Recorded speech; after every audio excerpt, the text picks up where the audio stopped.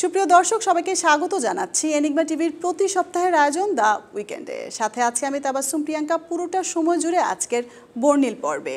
শুরু করছি বাংলা নববর্ষ 1432-এর উজ্জ্বল এবং উৎসবমুখর আয়োজন দিয়ে। বাংলা নববর্ষ 1432 উপলক্ষে গত 14 এপ্রিল ঢাকা বিশ্ববিদ্যালয়ের চারুকলা অনুষদ থেকে বের হয় বর্ণাঢ্য বর্ষবরণ আনন্দ শোভাযাত্রা। নববর্ষের ঐকতান, ফ্যাসিবাদের অবসান এই প্রতিপাদ্যকে সামনে রেখে সকাল 9টায় চারুকলার সামনে থেকে শুরু হয় ঐতিহ্যবাহী বর্ণাঢ্য এই কর্মসূচি। শোভাযাত্রাটি শাহবাগ মোড় ঘুরে টিএসসি মোড়, শহীদ মিনার, বিশ্ববিদ্যালয়ের খেলার মাঠ, দোয়েল চত্বর হয়ে বাংলা একাডেমি অতিক্রম করে সামনের রাস্তা দিয়ে ফের চারুকলা অনুষদে গিয়ে শেষ হয়।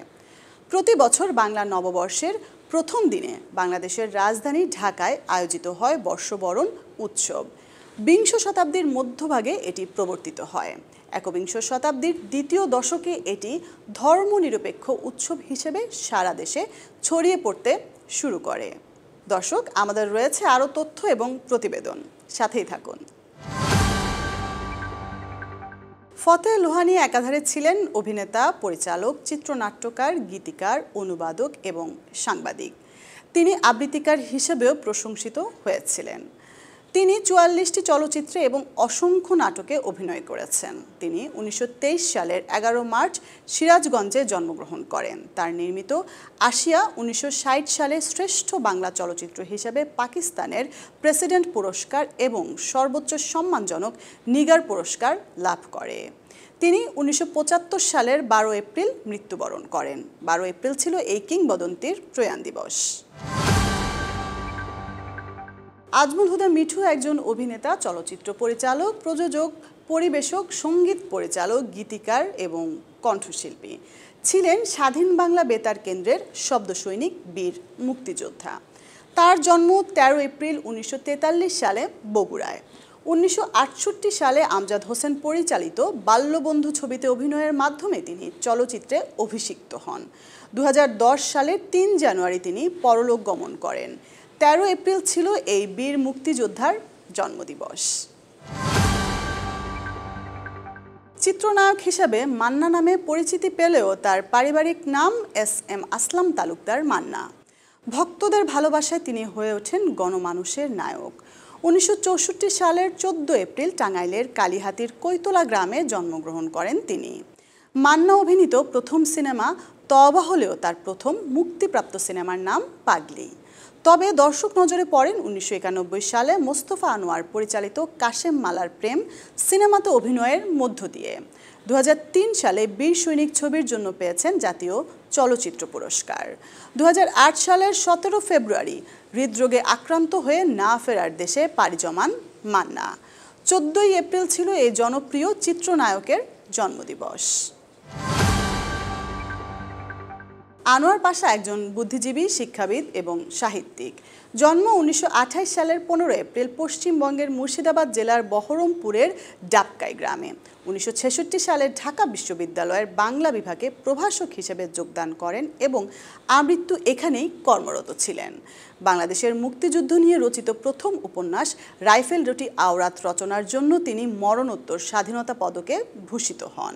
1971 সালের 14 ডিসেম্বর বাংলাদেশের স্বাধীনতা যুদ্ধ চলাকালীন সময় ঢাকার মিরপুরের বধ্যভূমিতে পাকিস্তান সেনাবাহিনীর সহযোগী আল বদর বাহিনীর সদস্যদের হাতে তিনি নিহত হন।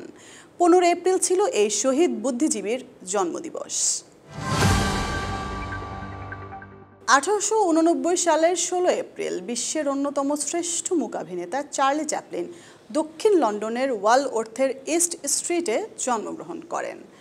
1914 সালে মেকিং আ লিভিং ছবির মাধ্যমে চলচ্চিত্র জগতে প্রবেশ করলেও দ্য ট্রাম্প তাকে আজও বাঁচিয়ে রেখেছে আমাদের কাছে। চ্যাপলিনের পুরো নাম sir Charles Spencer Chaplin junior. তার চলচ্চিত্র হাস্যরস প্রধান হলেও সেই সব চলচ্চিত্রে মিশে থাকত সূক্ষ্ম রাজনীতি, থাকত নিম্নবিত্তের জীবন। 1977 সালের 25 ডিসেম্বর সুইজারল্যান্ডের বাড়িতে চার্লি চ্যাপলিন শেষ নিঃশ্বাস ত্যাগ করেন। 16 এপ্রিল ছিল এই কিংবদন্তির জন্মদিবস। ঢাকাই সিনেমার মিষ্টি মেয়ে বলেই খ্যাত ছিলেন কিংবদন্তি অভিনেত্রী কবরী সারোয়ার ওরফে সারা বেগম কবরী। গত শতাব্দীর 60 এবং 70-এর দশকে অন্যতম শীর্ষ জনপ্রিয় চিত্রনায়িকা ছিলেন তিনি। 1950 সালের 19 জুলাই চট্টগ্রামের বোয়ালখালীতে জন্মগ্রহণ করেন কবরী। 1964 সালে মাত্র 14 বছর বয়সে সুভাষ দত্তের পরিচালনায় সুতরাং সিনেমার নায়িকা হিসেবে অভিনয় জীবনের শুরু কবরীর। সারেং বউয়ে অনবদ্য অভিনয়ের জন্য জাতীয় চলচ্চিত্র পুরস্কার পান কবরী। এছাড়া 2013 সালে জাতীয় চলচ্চিত্র পুরস্কারে তাকে আজীবন সম্মাননা প্রদান করা হয়। করোনা ভাইরাসে আক্রান্ত হয়ে 2021 সালের 17 এপ্রিল তিনি মারা যান। 17 এপ্রিল ছিল এই কিংবদন্তি অভিনেত্রীর প্রয়াণ দিবস। গ্যাব্রিয়েল গার্সিয়া মার্কেজ খ্যাতিমান কলম্বিয় সাহিত্যিক, সাংবাদিক, প্রকাশক এবং রাজনীতিবিদ, যিনি গাবো নামেও পরিচিত ছিলেন। 1927 সালে কলম্বিয়ার ক্যারিবীয় উপকূলের কাছে আরাকাটাকা শহরে 6 মার্চ তিনি জন্মগ্রহণ করেন। 1967 সালে উপন্যাস 100 ইয়ার্স অফ সলিটিউড প্রকাশিত হয়।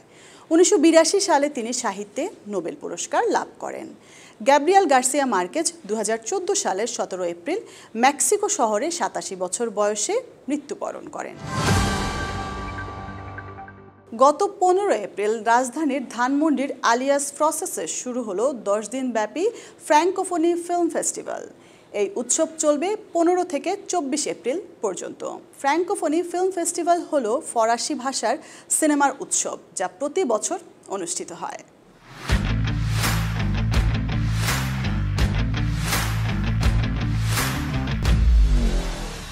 রেকর্ড গড়া হ্যাট্রিক জয়ে বিশ্বকাপের মূল পর্বের আরও কাছে বাংলাদেশ নারী ক্রিকেট দল। ওয়ানডে বিশ্বকাপের বাছাই পর্বে নিজেদের প্রথম ম্যাচে থাইল্যান্ডের বিপক্ষে 271 রান তুলেছিল নিগার সুলতানা জ্যোতিরা। আগের 252 রানের রেকর্ড ভেঙে নতুন রেকর্ড গড়েছিল টাইগার্সরা। মাত্র 4 দিন পরই স্কটল্যান্ডের বিপক্ষে দলীয় সর্বোচ্চ 276 রান তুলে বাংলাদেশের মেয়েরা স্কটল্যান্ডকে 34 রানে হারিয়ে টানা তৃতীয় জয় পেয়েছে লাল সবুজ জার্সিধারীরা। এর ফলে 3 ম্যাচের সবকটিতে জিতে 6 পয়েন্ট নিয়ে টেবিলের শীর্ষে উঠে এসেছে বাংলাদেশ নারী ক্রিকেট দল। সমান ম্যাচে সমান পয়েন্ট নিয়েও রান রেটে পিছিয়ে থেকে দ্বিতীয় স্থানে নেমে এসেছে স্বাগতিক পাকিস্তান নারী দল।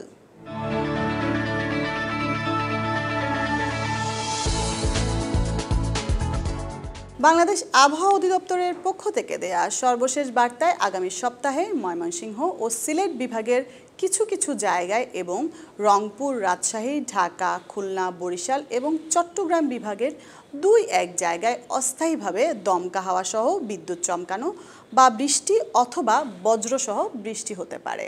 সেই সঙ্গে কোথাও কোথাও বিক্ষিপ্তভাবে শিলাবৃষ্টি হতে পারে। এছাড়া চট্টগ্রাম, কক্সবাজার, নোয়াখালী এবং কুমিল্লা অঞ্চলের ওপর দিয়ে পশ্চিম উত্তর পশ্চিম দিক থেকে ঘন্টায় 45 থেকে 60 কিলোমিটার বেগে অস্থায়ীভাবে দমকা হাওয়া সহ বজ্রসহ বৃষ্টি হতে পারে। এসব এলাকায় নদী বন্দরকে 1 নম্বর সতর্কতা সংকেত দেখাতে বলা হয়েছে। সারা দেশে দিনের তাপমাত্রা সামান্য কমতে পারে এবং রাতের তাপমাত্রা প্রায় অপরিবর্তিত থাকতে পারে। এবার দেখে নেই আগামী সপ্তাহে দেশের 8 বিভাগের আবহাওয়ার পূর্বাভাস।